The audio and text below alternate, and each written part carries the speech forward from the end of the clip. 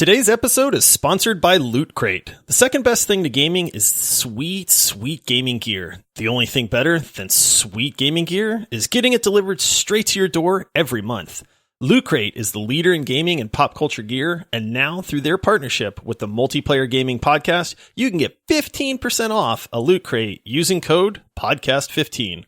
Simply go to multiplayerpodcast.com/lootcrate, pick out a crate, enter code PODCAST15, and get ready for gaming loot nirvana. Still looking for that awesome Christmas gift? Look no further than multiplayerpodcast.com/lootcrate.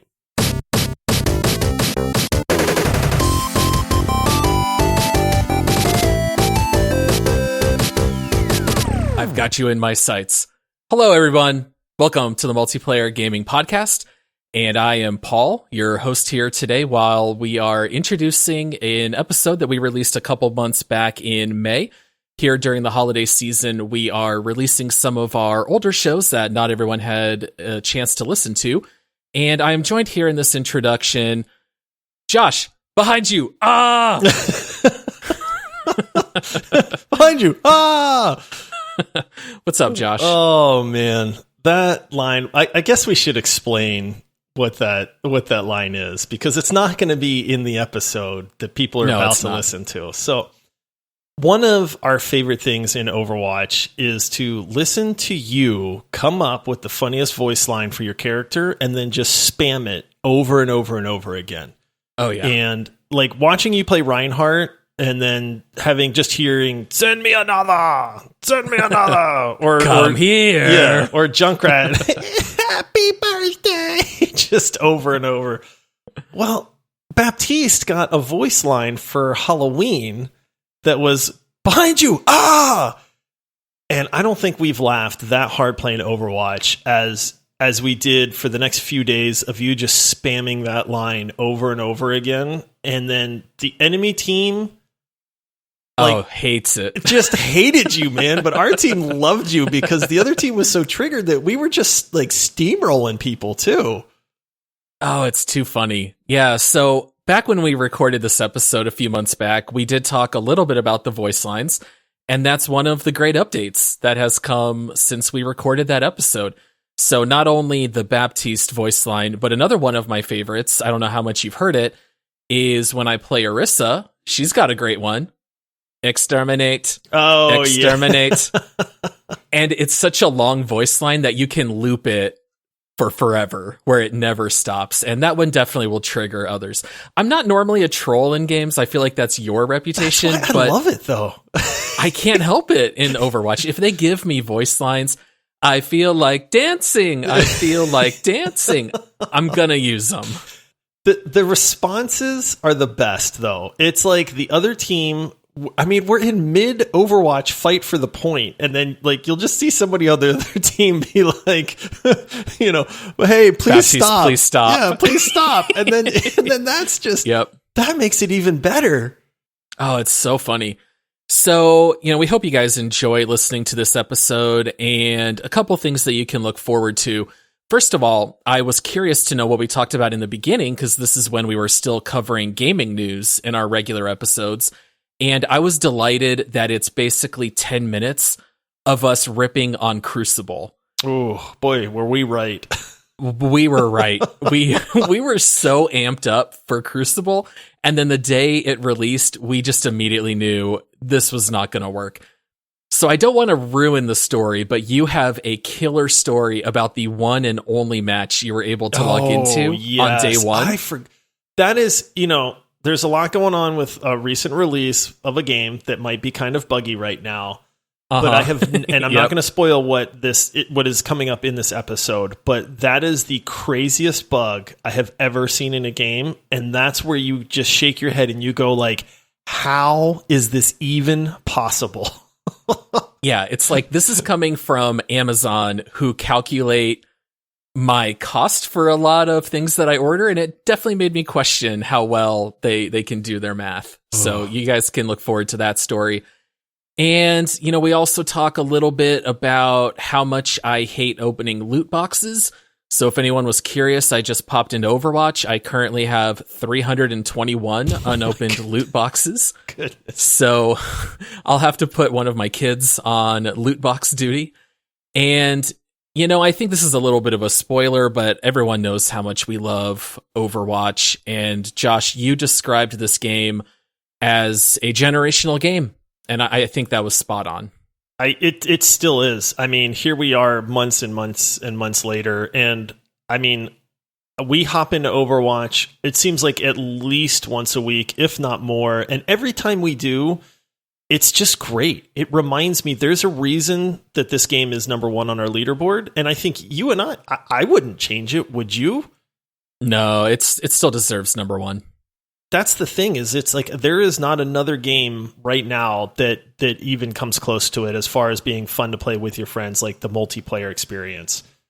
Yeah, it's still our number one, still a fantastic game, still well worth the money. And one of the things that was funny in re-listening to this episode is that we talked about not really knowing very much about Overwatch 2. And I think that still stands. So we don't have any real updates in that regard. That could still be released today. We are cautiously optimistic, I think, about Overwatch 2. Not too sure what to think, but we are hopeful. I think that's maybe the fair word. Yeah. I mean, if anybody can do it, you have such good bones. So I'm not really sure how you could take Overwatch and then mess that up. Yeah. Very good bones, very good foundation. So hopefully that'll be one that we enjoy covering later. It would be a shame to have Overwatch 1 at the top of our leaderboard and Overwatch 2 near the bottom. It would be hard to imagine, but, who knows? Well, and then the only other update is just that at the end of the episode, we will announce that Far Cry 5 is the next game coming up. Of course, we have already covered that in months past. Josh, I know you and I are incredibly excited for the next episode coming out. Do you want to let the people know what game we're going to cover? I am so excited about this next episode that I somehow managed to talk Todd into letting me host it. It is Cyberpunk 2077.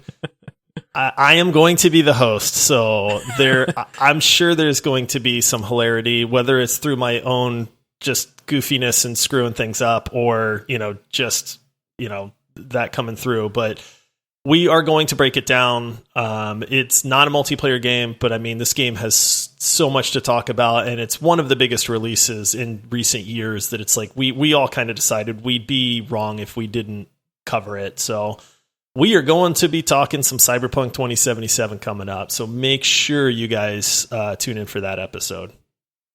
Yeah, it'll be our one and only single player game on the list, but Josh is so excited. He's been wearing Depends since December 9th. So he's been looking forward to it. I do that anyway, but we can blame it on Cyberpunk for sure. There you go. It's a little more understandable right now.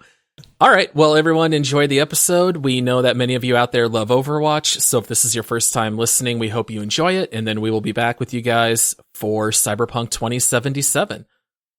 Hammer down! See you, everybody. All right. Later, guys.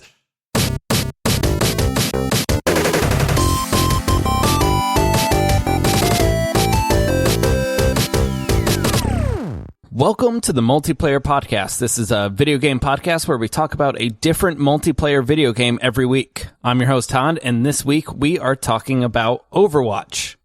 Released in May of 2016, this is not a new game, guys. But with the Overwatch League and this just being such a very large part of our gaming experience in our community, we thought it would be an important game to talk about. But before we jump into the game, let's check in with my personal heroes. Paul? Would you like the sponge or the spray?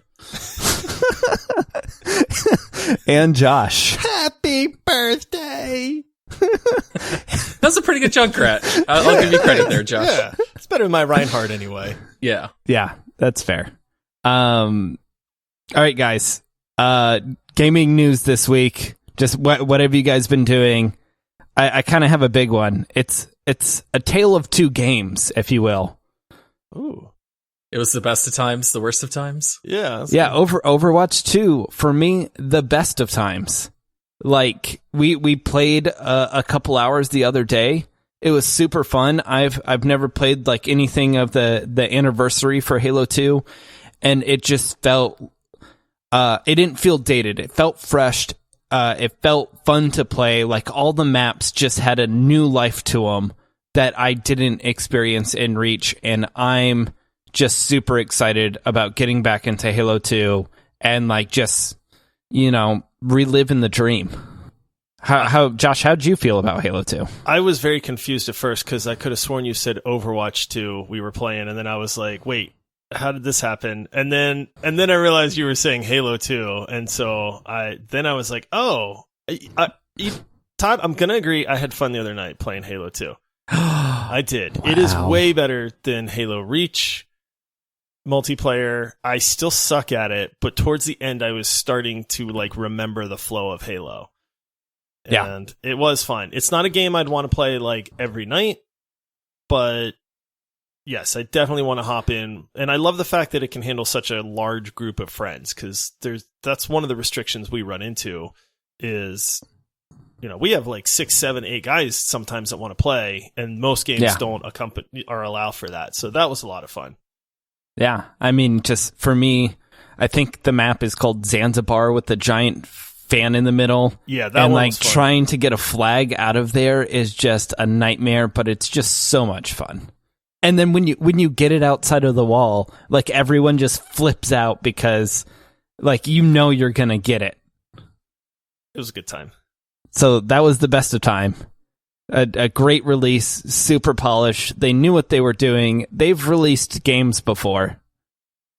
And then the worst of times, today, think I know where this is going. The Crucible release, Amazon's as a publisher, their first game that they're releasing, it just didn't work for a long time, right?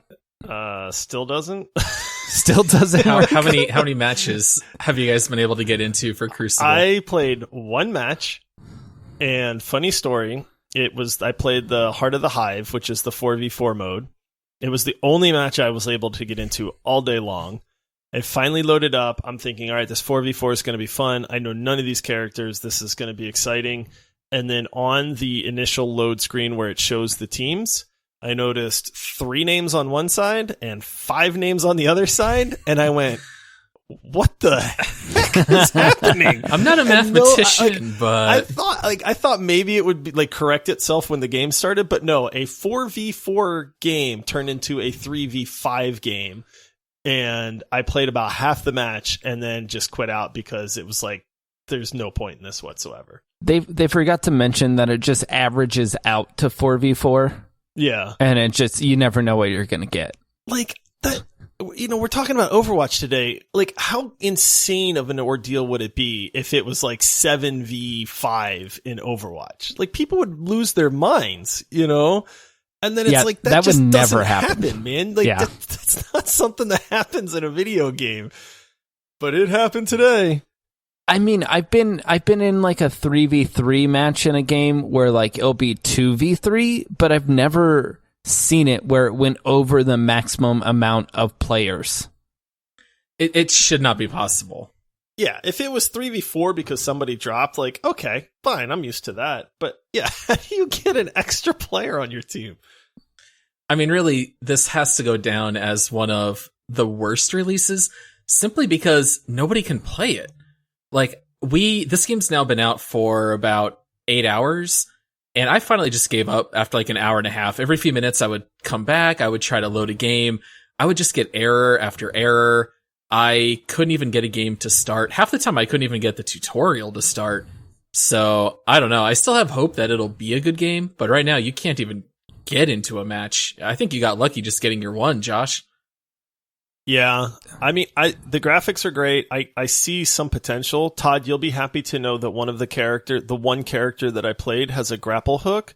Wow. That is very akin to Pathfinder in Apex. I'm in. Yeah. I'm in. It feels almost exactly the same. That's the sniper, right?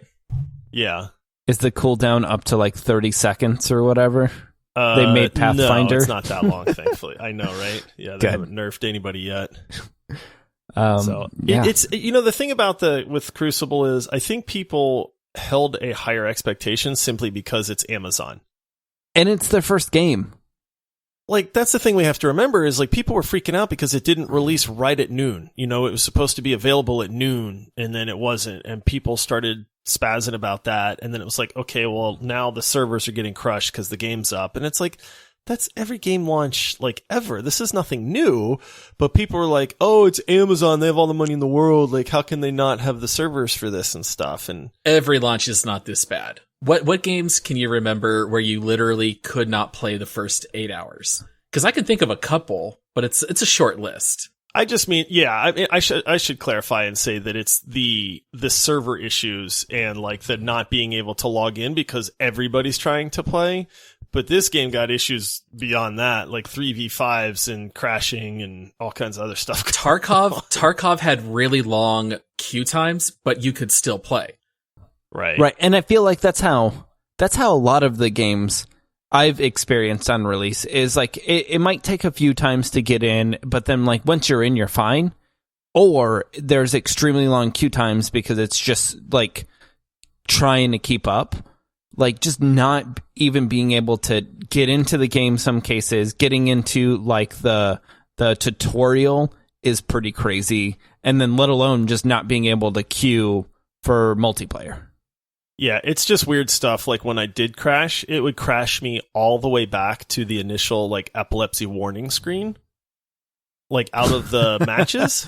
So it was almost like the game thought it was just completely starting as if I was loading it up for the first time, instead of just saying, hey, something went wrong and dumping me back into the main menu. You know, like, there's a lot of quirky stuff with it right now. For some reason, I thought you were going to say it crashed me back to, like, Windows XP. Ooh, like, it just took me all the way back. All the way back to Windows Me Millennium Edition. Oh, hey, don't you crack on Windows Me. Oh, my goodness. So here's the review that no one asked for. Each week we review one game, and this week we're talking about Overwatch. Let me read a quick review from the publishers, and then we'll cover our hot take on what happens when the Overwatch forces meet up against Talon forces in a 6v6 team duel. Overwatch is a team-based shooter game starring a diverse cast of powerful heroes. Travel the world, build a team, and contest objectives in an exhilarating 6v6 combat. I just want to say, with all due respect to our listeners out there, if you don't know what Overwatch is, like, shame on you. First of all, you're listening to a gaming podcast. You're a gamer. If you don't know what Overwatch is, or have like, not like seen any of it, you know, right? Like, I mean, come on, man. Number one, thank you for listening. Number two, go get Overwatch. Stop listening and go buy Overwatch. Yeah. Everyone should know what this game is. Like, what was y'all's first experience with this game? Like, when did you guys start playing? Launch day. Yep. Overwatch. Yeah, this was one of those games that I was following well before launch. You know, I quantify very, very good, like, games that I'm super duper excited about by if I'm willing to take off of work to play them for that day. And Overwatch was one of those. Yeah, I don't remember following it much prior to release, but I definitely played at launch. And I remember just having so much fun because historically I've never been much of a PvP kind of guy. Like, I loved doing, like we've talked about, like Halo and hooking up consoles and having your friends over. But for most online games, I was never into PvP, and Overwatch completely changed that. I loved the heroes. I loved the gameplay. And ever since then, I've really been sucked into PvP. So for me, it really just altered how I play games from that point on. Yeah, for me, I think I started playing right around a year after launch, but this was the game that got me into PC gaming. I remember my brother-in-law, not Paul, a different brother-in-law, bought it for, what was it? I think it was PlayStation, so we could play it together. And then we were playing it, and then he was like, oh yeah, like I play with some other friends or, like, you know, guys, you know, except we all play on PC.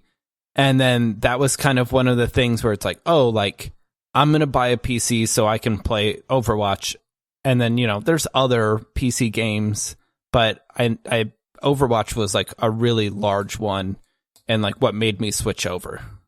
Yeah, and I think if we could look at total hours played, we have definitely played Overwatch by far the most. More than PUBG, more than Apex, more than any of these other games we've covered. We've definitely put in the hours for Overwatch. Easily. Yeah, this is probably, if it's not my top played game, it's my second top played. For me, it's probably be close. The application that's been opened most on my computer. Like, we're approaching levels of like Gmail or like Microsoft Word. You talk about like starting, like do you guys remember like loading the game for the first time and then seeing like it's time to select your character, and then you're just greeted by like all of the character icons and you know nothing about them? And it's just daunting. And then it's like, which one do you pick? Because there's all of these characters and you got to pick one of them. So like, to me, that was a super cool moment because it was like, there is going to be so much to learn, and finding that character that suits you the best is going to be awesome. I just remember being like so excited about, man, which one of two of these guys is going to be for me, Yes. And at launch, there were 21 playable characters. So you had a lot to pick from, and you would see this list, and these characters were very much like larger than life. You've got like Junkrat with his hair on fire and this tire, and it's like, what is this guy? And then you've got this, Russian woman with like a pink suit and pink hair. And I remember the first character I ever played was Genji. And like I said, I didn't follow anything prior to launch. So I hop in on Genji and I'm like, oh, I throw shurikens. And I thought I was supposed to like be a range character. So with Genji, I just sat back the entire first match, just chucking these shurikens halfway across the map, being like, I'm helping the team, right? And of course, now it's like, oh, no, that is not how you play Genji whatsoever. But I remember Genji, I played like 4 or 5 rounds. I think I maybe had like 1 or 2 kills, realized I was absolutely garbage with him, and then ended up moving on to Bastion. Like, Bastion was my first big love. I played him a ton at release until people kind of learned how to counter him. Well, and he started with a shield in beta, right? He did. Yeah. I can't imagine Bastion with a shield. Thankfully, I'm glad that didn't make it out of beta. Yeah, that's insane. Do you guys remember who you first played when the game released? I remember my first 2. Honestly, I cannot remember which character I picked first, but I know the first 2 that I played. One was Reaper, because I'm like, oh, dude with a skull on his face, this has got to be good. And I instantly fell in love with him. I was like, this guy is great. And then Zenyatta was the other one, just from the character icon. I was like, oh, what's this like cool looking robot guy? Like, what's he do? And I remember like, knowing nothing about him, he's a healer. Yeah. Like, and he floats around everywhere. I was like, what is this guy? My 2 were Junkrat and then Lucio. And that was because I had help from like you guys, where it's like, all right, here are like some of the starter characters, or like here are some of the characters like where it's not really technical, but you can provide value for the team. Yeah, the more low skill beginner characters, that's for sure. So since we've started, they've introduced a role lock of 2-2-2. Do you guys think that that has been helping with new players, because like they can lock into a role, and instead of having the 30-some characters that are available now, it's like they only had to worry about like 5 or 4 or whatever? I'm going to say absolutely yes, because Todd, you might not remember this, Josh will. When this game first released, there were no limits to choosing characters, and there was no limit to like tank, DPS, or healer. And the running joke is that you'd pop into a new match, and everybody would pick Hanzo, or Hanzo and Widow. And I cannot tell you how many matches where that would be the case. And you'd be begging, like, I would pick, like, Mercy or Lucio, and we'd have Hanzo. I'd be a healer, and you would type, hey, can we get a tank? Hanzo. That'd be the last character. It would be like a delay. And that was every match. Yeah. So I loved when they finally came in and they did role lock. I mean, if you could get rid of it and have teams who could be strategic, like, you know what, we only need 1 tank and we're going to go 4 DPS and 1 healer or something, that would be great. but you couldn't trust the community. They wouldn't do it. And so now with 222, I feel like you have to place in all three of those. If you play in competitive mode, it encourages you to play all the different classes. I thought it was a huge step forward for the game, personally. I'm going to answer this in two parts because for new beginning players, I think it's great. Like, honestly, I was a huge proponent of them pushing 222 forward because I got tired of just the 6 DPS insta-lock guys too. So for a new player or newer, I think it definitely helps you figure out where you're good. You know, like, are you better at DPS? Are you better at healing? Are you better at tanking? In hindsight, I'm not sure that I'm such a fan of 222, believe it or not. And I was one of those people that was like on the forums going like, we've got to have 222. It's the only thing that can save this game. But now I'm like, I think it's like a 1-3-2 would actually be better for the game. They did that in experimental mode for like a week or two. And I loved it, man. Like, honestly, that was like the Overwatch that I fell in love with. It's too hard if you have a like one bad DPS out of 2 DPS to overcome that. And that's the failing of 222 for me. Yeah, I think I could be okay with like 1-3-2 or something like that, except they would have to definitely rework some of the tanks. Like, you can't be the only tank as Hammond. I tried that on 1-3-2. It did not work. Yeah. I mean, one of the things that I might have enjoyed about the 1-3-2 was I tend to play a lot of off tank. Right. And so they buffed the heck out of like Roadhog and Zarya, you know, and it was just one of those like, so maybe it was just fun to be really strong as those characters that I was used to. But yeah, I think it was needed, but I'm not so sure I'm still a fan of 222 at this point. Since we're talking about composition, should we talk a little bit about goats? Oh, I mean, it wouldn't be Overwatch without goats. Because that's really why. That's why we have 222, right? You had to break up goats. Let's dive into some goats, because goats changed Overwatch. It broke it. It literally broke the game so much so that they had to like add a new mechanic to fix it. All right. Before we jump too much into it, what is goats? All right. So goats was greatest of all time. That's what GOATS stands for. And it was 3 tanks, 3 healers. That's it. It was like, get rid of the DPS. Let's just go 3 tanks, 3 healers. And nobody ever dies. And you're just going to outlast the enemy team. And your brawler comps. Yeah. Yep. So you'd have Reinhardt, you'd have Brigitte, you would have Lucio as a healer because everyone's, tightened up. So you'd be this like really tight ball running into the point. And that was always what you would do, right? There was no poking. There was no trying to get a pick. It was, we were going to speed boost with Lucio. We're going to go straight to the point, stand in it. And Reinhardt just keep swinging. Don't even put up that shield. And you could mow over every single comp with this unless the other team went full range. They would have to literally go Widow, Pharah, Junkrat, Bastion. Otherwise, there was like no way that you could break up these GOAT comps. Yeah, in most situations, the other team would have to go goats to counter. Yeah, or that. Who started goats? Which character allowed for the creation and effectiveness of goats? Brigitte. It was the Swedish. Brigitte. 100% Brigitte. Is she Swedish? She was no. Sweet. Yeah, it's Brigitte. Yeah, it's Brigitte. We'll allow Bridget, and I've heard so Baguette. There's so many pronunciations. They're all valid. When they released Brigitte and her skill set, GOATS was formed, and man, like you said, Todd, it broke Overwatch. Yep. They tried so many things to combat GOATS.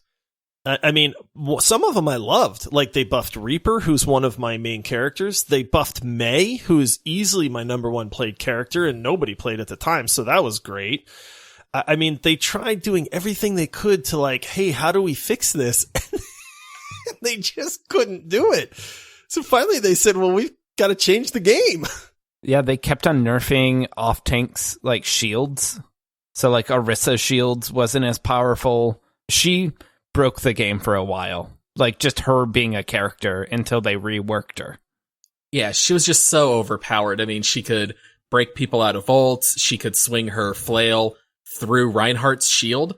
So Brigitte would just run in there like a madman, even though she's a healer, and just swinging away at everybody. I mean, it was really fun to play as Brigitte, but yeah, it definitely broke the game. She was a hard counter for Rein for a while because he couldn't charge. Like, if he charged, you just bash your shield, and then he's down on the ground. Brigitte was a hard counter for Genji, like 20 Tracer, of the characters on a 21 character roster. Yeah. Like, it's just, you know, in our defense, or not defense, but like, we played goats. That would be the thing. Like, we'd be playing comp. In our heyday, we'd have 6 people on. And if we came up against a team, they're like, man, these guys are pretty good. Like, what do we do? We'd start all chanting, goats, goats, goats. And then we'd play goats. And then what would happen? We'd steamroll the other team. Yep. Yeah. If you can't beat them, join them.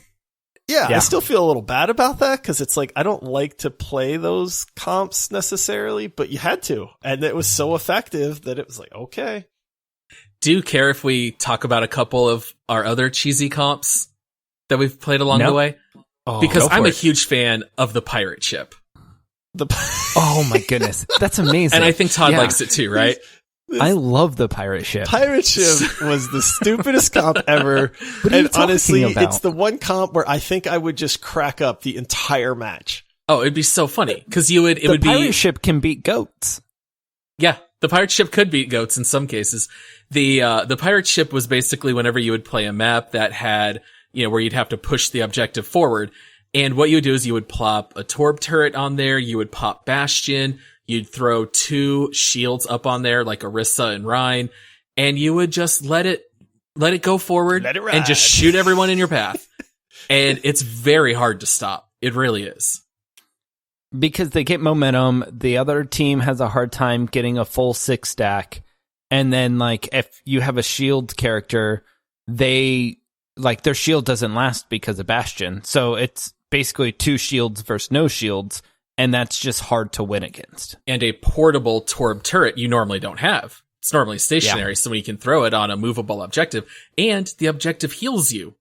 I was going to say, that's the other main thing is the payload heals you. When you're on the payload and you're close to it, you're getting healed at the same time. Yeah. And then have Mercy to damage buff like Bastion or Torb. Yep. Like, it's amazing. Go all in on your Bastion and Torb for damage. Fun comp. All right. One of my favorite comps that we can't do anymore because of 222 lock is when we would just go 6 healers. Oh, that would be fun. That was the trolliest comp ever. No one would die. It was similar to goats. No one would die. You wouldn't kill anyone. You wouldn't kill anyone, but it was just so dang funny. And then someone would get a pick, and then like our team would just steamroll the other one just because no one died because everyone was getting healed constantly. Yeah, that comp could be infuriating to play against, and it was hilarious to play as because 6 healers rushing out the gate, and then the other team just is like, why is nobody dying? Yeah. You could actually get picks, though. Like, between Zen and Ana, Moira. like, you know, Moira, like, you could get kills. And then the thing is that every healer's ult would like counter the entire enemy team. Mm-hmm. So as long as you didn't pop like 4 or 5 of them at a time, like you could just outlast them forever. That comp was hilarious. It really was. And it's not exactly a comp, but my all-time favorite thing, and you guys can attest to this, that I've just cackled never more than doing this, is playing Hanamura on defense. One of us would play Rein and hide across from the choke, so you'd be on the enemy side facing your defensive team, and the whole enemy team would run up to the choke, and the Reinhardt would charge, hit one of the enemies, bring them to your side, and then someone would play Mei and choke it off. So you would literally just hide in this corner, charge the enemy out of nowhere, and then the Mei would protect you while you could get healed back up. And it was always an immediate pick on the other team. It hardly ever failed. Kind of on the same map, but on offense, what about our, like, not hide and go seek, but like disappearing, reappearing Bastion? Yes. Where we would run up to that front gate, throw up a Maywall, put an Orisa shield or a Rhine right in front of a Bastion. The Maywall would come down, and then the enemy team would just have no idea that there's already a Bastion set up, shooting, and like he would just melt and mow down the other team. And the Orisa would pull everyone back with her, whatever her ability was called. So even if they knew there was a Bastion there, you could pull them into the choke and the Bastion would just wreck them. That was one of my favorite things to do because I felt like we genuinely like pioneered that. Like, I don't know how popular it is, to be honest with you, but that was like one of those things where it was like, we sat down and we were like, man, if we throw up this Maywall and then when it drops, there's a Bastion just in your face, like that would be incredible. And it worked like gangbusters. Yeah, because we would hide the Bastion. We would tell, whoever's the Bastion, you're not going to run up to the front with everyone else. Wait till there's a Maywall and then jump up there, and they're not going to know that there's a Bastion. And I love that we've played Overwatch so much that we had strategies like that for half the maps, where we would say, okay, yeah, we're going to do this strategy because we had played it so much. We definitely knew some of the ins and outs. Yeah, and then just the go-to one of hiding in the bushes on defense. Oh my goodness. Hiding in the bushes. So when they run out. That we have to give credit to me and Todd's brother-in-law, Jason. I'm pretty sure he was the one who started that, where we would all literally stand, if we were on defense, we would run all the way to where the attackers would come out of their spawn, and we would all just crouch in the bushes and hope that they wouldn't see us. And as soon as they would pass, we would open fire on their backs. And it never worked, but it was always just so funny. And our other friend, Shane, would scream, "Don't hide in the bushes." He hated it so much. And that was honestly half the fun. It would work 1 out of 5 times, which was enough times for us to keep on trying it. And it was amazing. I loved that's it. Honestly, like we got all this, like, it's one of the things that makes Overwatch amazing is like, yes, it's a competitive game, but when you take 2 teams of 6 and you have some goofballs on each team, there's so much fun that can happen there. Like, honestly, like we'd call on Horizon Lunar Colony. We'd be like, meet us in space if you guys aren't scared. And then 9 out of 10 times the people would just push the point. But then all of a sudden you'd have that team. You'd see them just all beeline it right out the airlock. And you're like, yes. You'd have 6v6 in space with no gravity. And it was magic. Yeah, it's just those moments to me are like one of the things that helps to make this game is when you get people that are willing to like make it interesting. Yes. And with so many different characters and so many different abilities and just having 6 characters versus 4 or 3 or whatnot, like the game gives you room to kind of goof off a little bit, to try new things, to like maybe stand in a little bit different of position. And like it makes it fresh and it keeps the game fun. Yes. And one of the things that I really loved when you could still do no limits in the normal game was this is just how a lot of people would play. You would just stack one character that was really strong on that map. And it always just led to hilarious, circumstances. Back in the day, Symmetra used to throw out 6 turrets or 6 sentries instead of 3. And I remember on Hanamura, on defense, you would just go 6 Symmetras. Each of them have 6 sentries. So now you have 36 sentries on these choke points. And then, of course, then the enemy team would switch to 6 Winstons. And then you would switch to 6 Reapers. And I always felt like those matches were very funny. And I remember, because you can still do no limit, like in the arcade when it's in there. And I remember having so much fun where we would go all 6 Sombras and go invisible, and we would all just use the voice line, boop, boop, boop, boop, boop. You'd see people just spinning in circles shooting, trying to figure out where people were. Because we didn't care if we would lose. We would just screw around. Like, we're just going to run around like these, invisible ghosts saying boop and try to drive this team wild. And it was, we always had a lot of fun in Overwatch. I don't think we ever really took it all that seriously. We had some other friends who did, and then we kind of noticed that they would stop playing comp with us. But we always had a good time, that's for sure.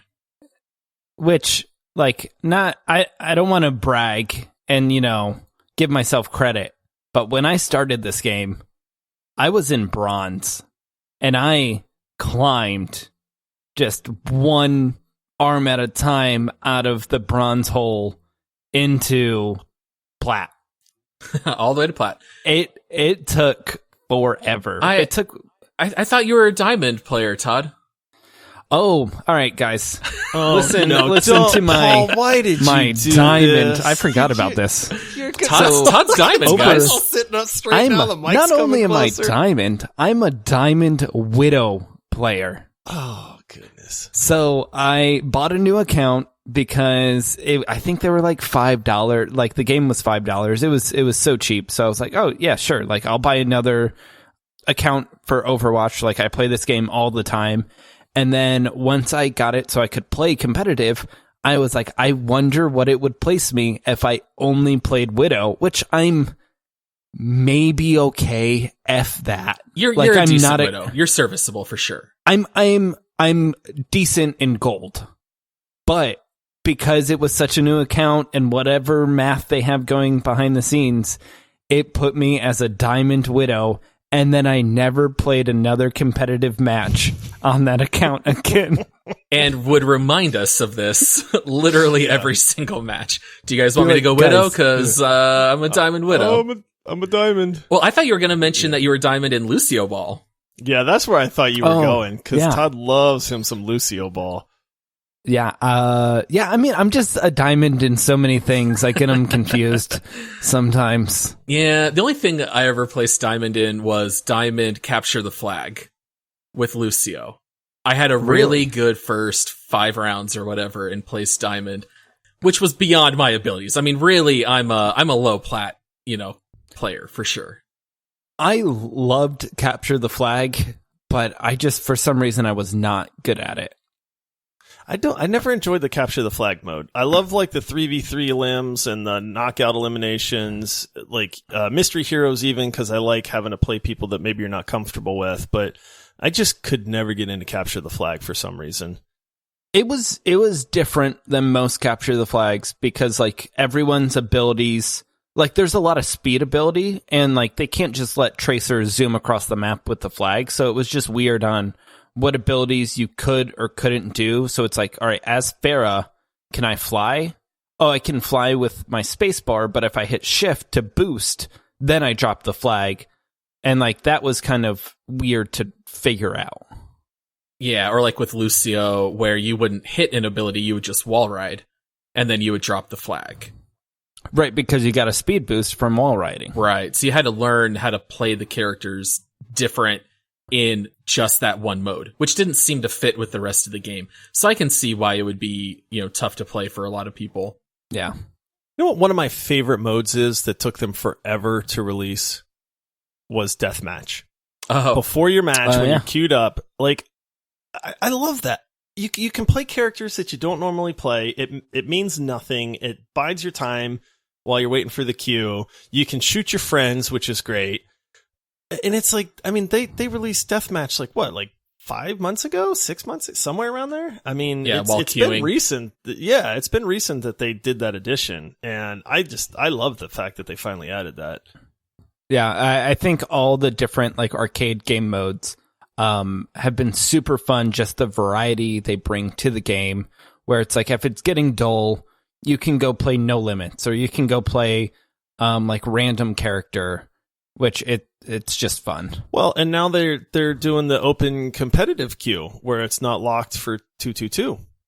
Oh yeah, I forgot about so that. They've added that as an option for it's like, hey, if you people really want to play this way in comp, like we'll let you, like we'll create a competitive queue just for that.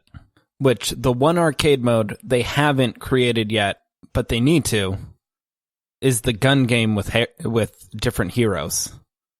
We've played that a lot. Great. Good old gun game. We've played that a lot just in custom private matches.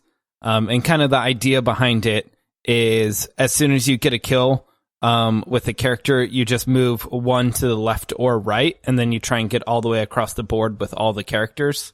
And that game's just so much fun.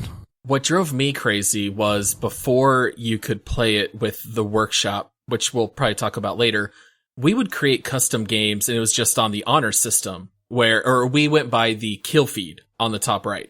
And if your character got the kill, you would move on. And if you got killed by an ult, we would make you move down.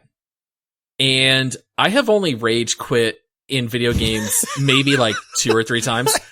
But gun game, dude, gun game would bring it out of me where I would like move halfway down and I'd be like doing really well and I would just get killed by 4 ults in a row. And I would just alt F4. I don't even care. And I wouldn't even come back. I'm done. I'm not even going to game. I'm going to go watch TV. Gun game would bring that out of me. I was never a fan. I know how much you guys loved it, but there was something very frustrating to me about the idea of losing progress in a match. I hated it. Or like sometimes it's hard even with like Tracer. It's like I don't play a lot of Tracer, and if everyone else is on McCree and I'm on Tracer, there's no hope. Like I'm just going to be stuck for a couple minutes. Or if they're all on Torb or something with turrets Torbs everywhere. So I was never a fan of gun game, but what I did love was Junkenstein's Revenge. I really loved when they would release like seasonal content. And Junkenstein's Revenge, I'm pretty sure, was the first one that was co-op. So you'd hop in there with 4 people, and you would just play against the waves of AI-controlled enemies. And I always thought Junkenstein's Revenge was so much fun. Like, that really kept the game fresh when they would come out with modes like that. I think the only one that I didn't like was Yeti Hunt. Do you guys remember that one? Terrible. Everyone was Mei against one Winston. That one was a swing and a miss. Yeah. Mei is like my favorite character to play, but both like her snowball fight was terrible and the Yeti Hunt was terrible. I don't know why they can't get a fun mode that involves Mei. Yeah. So Paul, you mentioned the workshop. The workshop, for people who might not know, is basically Overwatch spent some time and created a way for non-developers to create new game modes within Overwatch. And like you can get pretty like in the details about game mechanics. The only thing I don't think you can do is just like any textures or like how a character is actually built in the game. You can't change that, but like all of the mechanics are up for grabs, and people have made like super, super fun, unique, just interesting game modes. It is unbelievable what you can do with the workshop. And honestly, I think it's one of the best things that Blizzard ever could have done. One of my favorite games to play is Super Mario Maker, which I know that I've talked to Josh about, especially telling him that he really should get it for the Switch, because when you throw the tools to the audience, they're going to get creative. I mean, if you have a team of 500 employees to make a game, or throw it out to your 10 million players, you're going to have some really talented people be incredibly inventive with these modes. I mean, this game doesn't just like let you choose what mode and what characters you can be. I mean, you can change it from 3-dimensional to 2-dimensional. People created Flappy Bird in this game. It's called Flappy Farah. And it's literally a 2D with pipes, and you just keep tapping spacebar. I mean, that you can literally completely rework this game from the ground up. Do you guys want to talk about like some of your favorite workshop modes? I have mine. Is it Hanamura parkour, Todd? It's any parkour. Any parkour? I mean, give me a great jump puzzle in a game, and that'll be my new favorite game. And that's what they did with Overwatch, is they let it so you could do a jump puzzle with any character, and all the characters had a way to like get to the next checkpoint, but some of them, it would take me 10-15 minutes to figure out how to get past like a hurdle, but then when you actually do it, it's just so rewarding. That mode drives me nuts, man. It's I think amazing. it's that all my characters are fat and heavy, and so they're not good at parkour. Yeah, you don't get a whole lot of like Roadhog parkour. Yeah. Todd, I remember one night, I think you and I played parkour for like 3.5 hours straight. Oh my goodness. I'm glad I wasn't there. I wouldn't be surprised. It was so much fun. But I mean, they have like Diva bumper cars, and they have like a Super Smash Brothers mode where it's, again, 2D, and you pick characters. The camera's way far out from the side, and you just play where the more damage you take, the higher your percentage goes up, and you try to knock them off the map. I mean, to get from Overwatch into that mode, I just stand in awe of what people can do with the workshop. I love that they gave the tools of that to the community. I think it's only going to get better too. I mean, the longer it goes, people are going to refine this. And I mean, even this last patch, literally the patch that they released yesterday had a bunch of the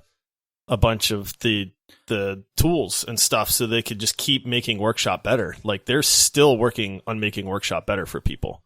And it reminds me like when Halo came out with Griffball. Like Halo was doing fine, or not Griffball, sorry, Forge. So Halo came out with Forge, which gave map editor and like game customization tools to the player base. And then the game that kind of came out of all of that was Griffball, which is like a sport game like inside of the Halo world.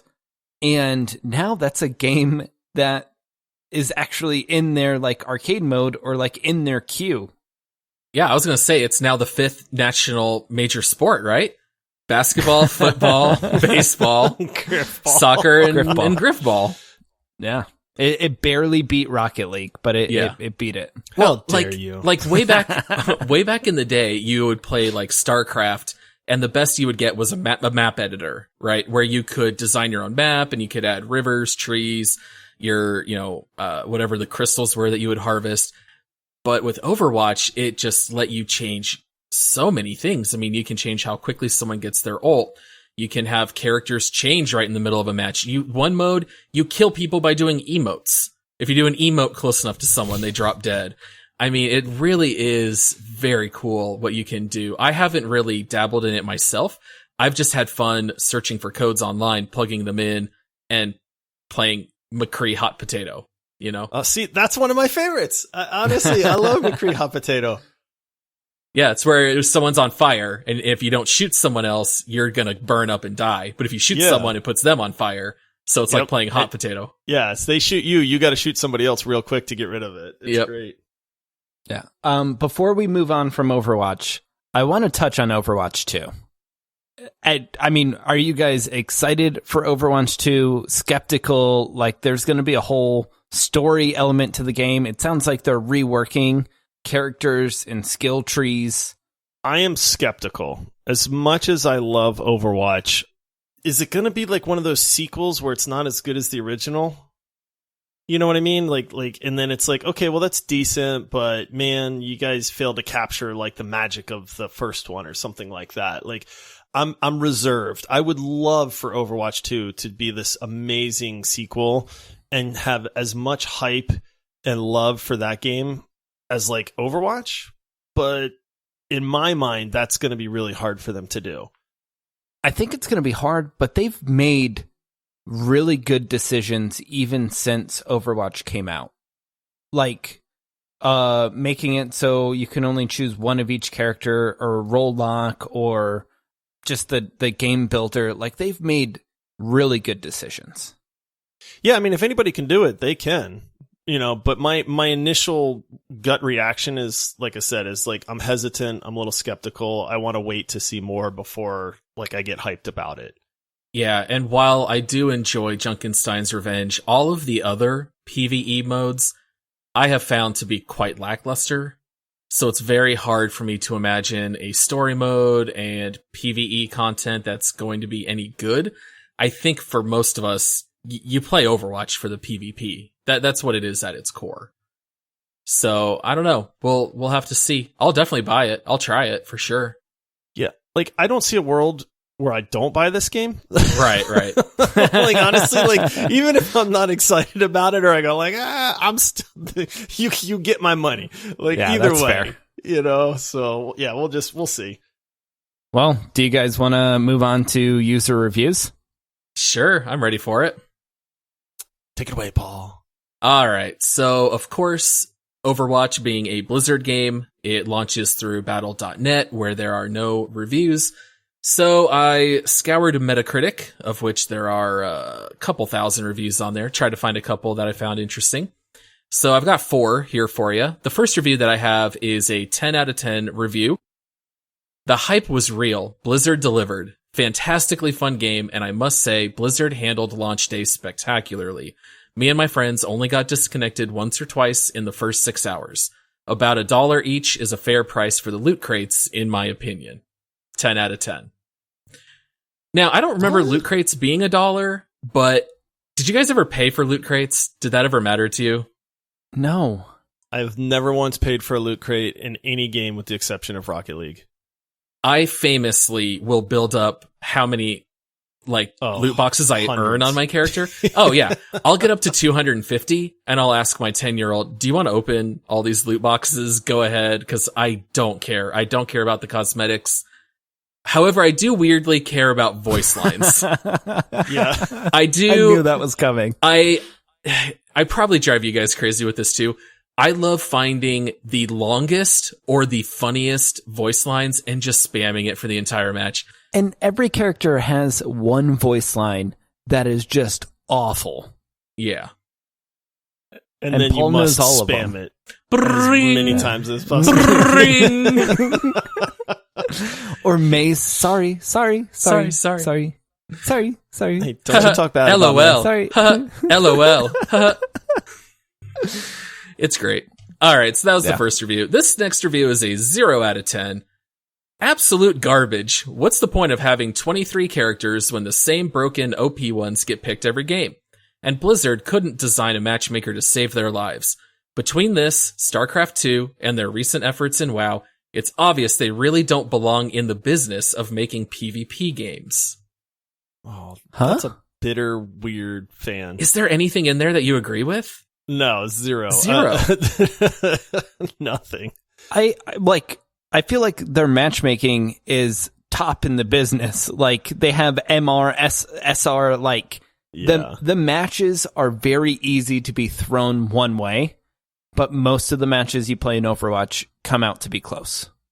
Yeah, and talking about people not playing the new characters, okay, I kind of get that, because when Ana and Sombra were released, they were the first new characters. They weren't very good, or at least people didn't know how to play them. But I think that they have done a fantastic job in rolling out so many new characters. And sure, they get tinkered. They're always way too powerful in the PTR. They get scaled back. People learn how to play them, and then they're great. Like, I don't agree with anything in this review. I think the new characters have been fantastic. The matchmaking, like Todd said, is top of the biz. I don't think anyone else should be making PvP games. You know, let's throw it to Blizzard. Like, I have no idea why that guy's so mad at Blizzard. And how are you going to take a stab at like WoW and StarCraft? Like, yeah, those are very solid games. Yeah. Yeah, don't pick on WoW. All right. If you guys like that, you're going to love this one. 0 out of 10. Polished garbage. Game has no balance to speak of and continues to get worse each patch. New heroes are released at a snail's pace. Maps are completely unbalanced. Patches are always focused on profit over player enjoyment. Developers have zero game sense. No story, no single player. Anything interesting is patched out eventually. Are these people leaving reviews for the wrong game?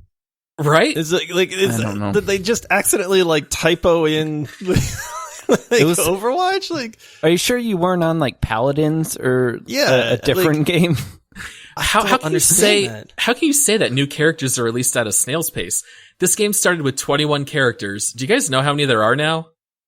30 some. 32. 34? 32. And it's only been a couple years. I mean, I did the math. It's a new character every 4 months. I mean, that's pretty good. That is pretty fast, honestly. I mean, don't get me wrong. We all want more characters more often, gimme kind of stuff, but without breaking balance or just, having characters that don't make any sort of impact at all. That's fine. 4 months is great. Or the developers not having game sense. I was watching a behind the scenes while they were developing Hammond, and they started making map changes and deploying them before Hammond even came out. That would make that character easier to use to grab something and swing up. Which the forethought in that is amazing. Yeah, don't be coming after Papa Jeff and the Overwatch team. Yeah, come on, messes with Jeff. Yeah, Jeff's a national hero. We should put him up on Mount Rushmore. All right, so and besides, they're talking about patching things out. They have patched out old goofy stuff. Like, Reaper used to get kills and they would drop soul orbs that you'd have to run and grab. Like, there were goofy mechanics that they've gotten rid of. I think most of the patches have been great. Mercy would yell die on point, and then 5 characters would die on point, so you can res all of them at the same time. And how many reworks has Sim been through now? Oh, goodness. Yeah, Sim used to have 3 complete reworks. Yeah. Her old gun, you didn't have to aim. It just locked on to enemy targets, and she would just wreck them. Yeah. That's what he got mad at. Yeah. He can't aim, so he was just missing Sim. Yep.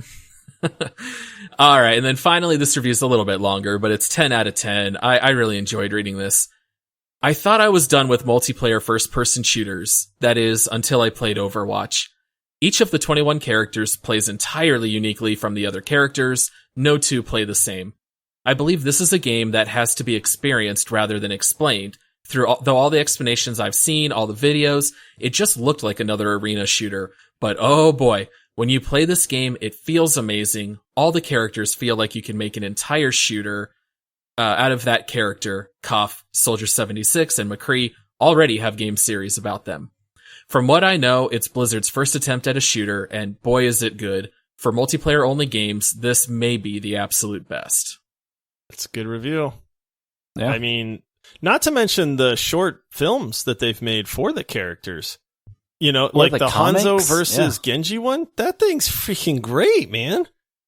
The cartoon, you know, all of them are fantastic. Yeah, I love when they were releasing those because I was amped to watch those. I've never watched any. I don't know. Really? I don't know who's a part of Overwatch. I didn't even know that the bad guys were called Falcon until you said it earlier. They're Talon. Talon? Are they called Talon? I honestly don't care because this game is so good. It's hard for me to get into the Overwatch lore. I thought they did a great job at building lore on a game that doesn't have any storyline. Yeah. They did a fantastic job with that. Because it makes you care about the characters. And when you're playing the game and you are that character, that's what matters. Yeah. So, I mean, even just through like voice lines in the game, they kind of build what these characters are like. So I've picked up some of that along the way. Like, I think Moira's bad and Reaper, and I think Mercy and Soldier are good, but that's really about all I know. Like, we have a friend who loves to yell lore accurate picks only. Like, where you're supposed to pick characters that belong on that map. And I always say, I don't know what that means. Okay, Hanamura, I think, is like Genji and Hanzo because they're Asian, but now am I being racist? I mean, I don't know. I don't know anything about this lore. So anyway, it's there if you want it. And even if you don't want it, the rest of the game's great. So as far as the score goes, I had to get a user score like we do from Metacritic. So 0.0 to 10.0. What do you think is the average user score on Metacritic? So this is user score. Okay. Todd, you're the champ. You got to go first. I'm going. It's out of 100, right? 0.0 to 10.0. 9.3. Dang it! You stole my pick. Boom. I know. 9.4. Okay, come on. Hey man, that's the downside to you being the champ is you've got to go first. I wrote down 8.8. The actual is 6.5. What? 6.5. Can you believe it? Shame on people for leaving crap reviews. There's no way. If it makes you feel better, the critic score is a 91. And that's where it belongs. It should be in the 90s. Makes me feel better. But yeah, that's crazy. Yeah. In fact, if you go, I will say almost all the negative reviews are from 2016, which even that seems crazy to me because we loved it at release. But I was really shocked at the amount of low reviews. A lot of it may have also come just with Blizzard's backlash with like Hong Kong and everything. Yeah. But I can't believe that it's that low of a score. That is an absolute crime. Well, Paul, you're the winner. A winner is me. Would you like to introduce the next segment? Last time this didn't go so well, but I'll try. I love it when Paul wins. Down. Hello, everyone, and welcome to Make Love, Marry, or Murder. And in this segment, we take a look at Overwatch. You know, it's our little spin on the traditional game. Are you gonna make love, marry, or murder Overwatch? Let's toss it to Josh. How about you go first, buddy? Easiest decision it of really my is. life. I'm marrying this game. I'm marrying it, and then I'm renewing my vows later on. Yep. Like we're going on a second honeymoon. Easy peasy. What about you, Todd? Yeah, I mean, it's going to be a short segment. Mary. I'm going to steal it from Josh. Wait. Confess my love. What? I'm married. That means forever. You can't steal it, Todd. Oh, a different Overwatch. She goes to a different school. school. Oh, okay, cool. Yeah. She lives in Canada. We met her one summer. Yeah. This game is absolutely Mary. It is not just Mary. It is a happy marriage. It is rock solid. You're celebrating that 50th anniversary, baby, down the road. This game deserves it. That was easy. Is that three thumbs up for Overwatch? Don't we have 2 thumbs each? Oh, 6 thumbs? Six thumbs. Yeah, I give 2 thumbs up. All right. Fair enough. Six thumbs is 6 thumbs out of 6 thumbs is our review. All right, guys. Is it worth the price? I looked it up for PC, $19.99. Oh, yes. Yes. Yeah. I bought it twice. I bought one copy that I gave to my friend because I wanted him to play. And I said, I'm fine throwing Blizzard an extra $20 to have a friend join. So yeah, absolutely worth it. I don't care what the price of this game is. Like, it would be hard to drop $100 on a video game, but knowing what I know now, like I easily would have paid $100 for this game. Yeah. I mean, when you're playing this game for like 2,000 hours, you're paying, pennies an hour for entertainment here. If you'll drop, $20 to go to the movies with you and one other person, you should definitely spend it on Overwatch if you haven't already. Agreed. All right. Well, let's go to the leaderboard and see where this game stacks up.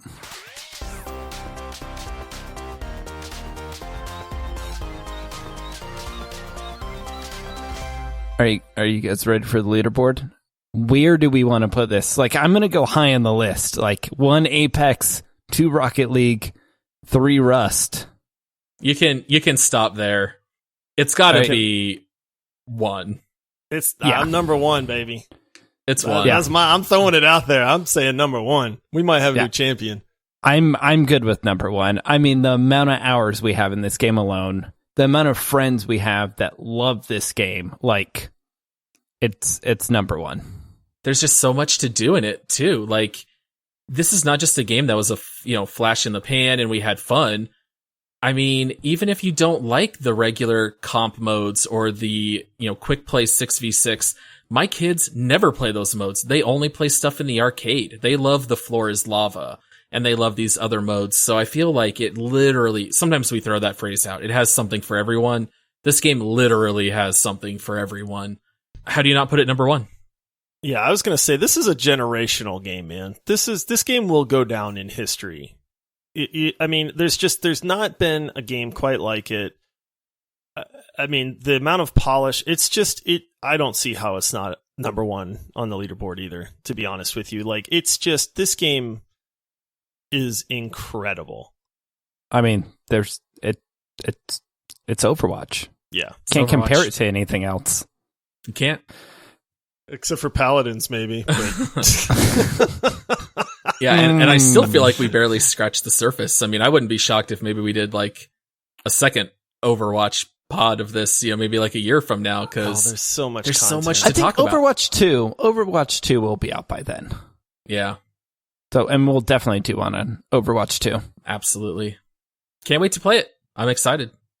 Well, that wraps up the leaderboard segment for our show today. If you want to view all of our rankings, you can find them on our site, multiplayerpodcast.com. It was fun hanging out this week and playing Overwatch. If you're interested in more multiplayer podcast content, don't forget to subscribe to the Multiplayer Gaming Podcast on your podcasting app and stay up to date with us on Twitter @multiplayerpod. Next week, I'm not going to be here, guys. I'm gonna be having a baby. Dropping the dead weight. Yeah. Ouch. Ouch. You guys aren't going to know what to do without me. We'll miss you, Todd. I said this last episode, Paul, but I'm going to say it this time too. Dibs on host.